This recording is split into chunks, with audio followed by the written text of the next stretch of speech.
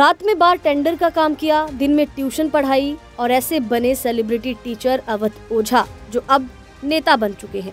आखिर क्या है अवध ओझा की कहानी, चलिए डिटेल में आपको बताते हैं। मशहूर ऑनलाइन कोचिंग टीचर अवध ओझा आज आम आदमी पार्टी में शामिल हो चुके हैं।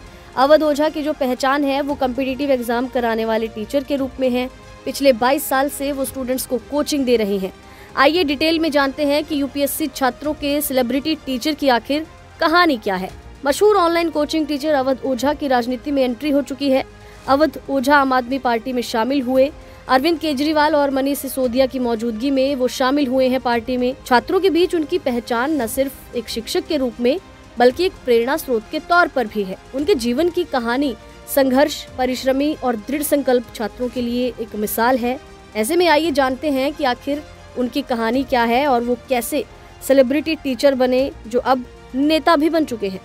अवध ओझा ने पहले भी राजनीति में उतरने की इच्छा जाहिर की थी और इस साल लोकसभा चुनाव में उनके चुनावी मैदान में उतरने की चर्चाएं उठी थी।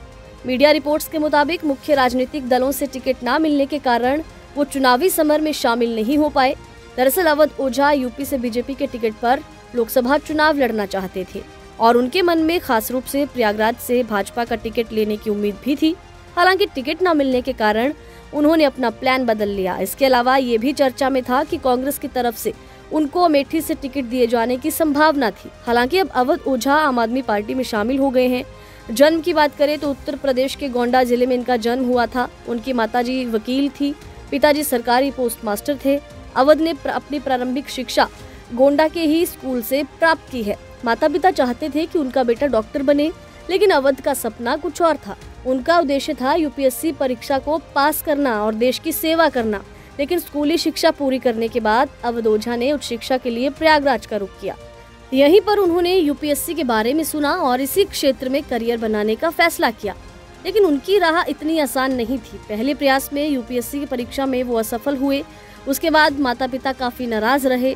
फिर भी अवध ने हार नहीं मानी और अपनी मेहनत और लगन से पढ़ाई करते रहे। यूपीएससी में असफलता के बाद उन्होंने नौकरी न करने का फैसला किया और अपनी कोचिंग शुरू करने की योजना बना डाली। अवध ओझा ने एक इंटरव्यू में कहा भी था कि घर से निकाले जाने के बाद मुझे एक कोचिंग संस्थान में हिस्ट्री पढ़ाने का मौका मिला, लेकिन मुझे ये नहीं पता था कि कैसे पढ़ाना है। फिर भी मैंने पढ़ाना शुरू किया। धीरे धीरे बच्चों को मेरा तरीका पसंद आने लगा और इसी के साथ उनकी कोचिंग की जर्नी शुरू हुई और साल 2005 में दिल्ली के मुखर्जी नगर में उन्होंने अपना यूपीएससी का कोचिंग सेंटर खोला। अवध ओझा के जीवन में कई संघर्ष रहे। एक वक्त ऐसा भी आया जब उनके पास पैसे की कहीं से कोई इनकम नहीं थी। कोचिंग सेंटर का किराया, घर का खर्च उठाने के लिए काफी मुश्किलें आई। शादी हो चुकी थी, जिम्मेदारियां बढ़ चुकी थी, लेकिन उन्होंने हार नहीं मानी।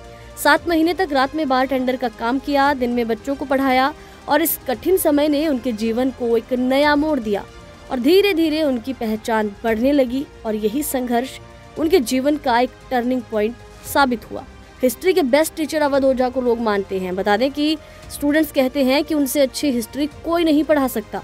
ओझा ने 2005 में दिल्ली में अपने करियर की शुरुआत की थी। उन्होंने चाणक्य आईएएस अकेडमी और वाजीराम और रवि आईएएस जैसे मुख्य कोचिंग संस्थानों में काम किया। 2019 में उन्होंने पुणे महाराष्ट्र में अपना कोचिंग सेंटर IQRA एकेडमी की स्थापना की, जो जल्द ही यूपीएससी के जो एस्पिरेंट्स हैं उनके बीच में काफी फेमस भी हो गया।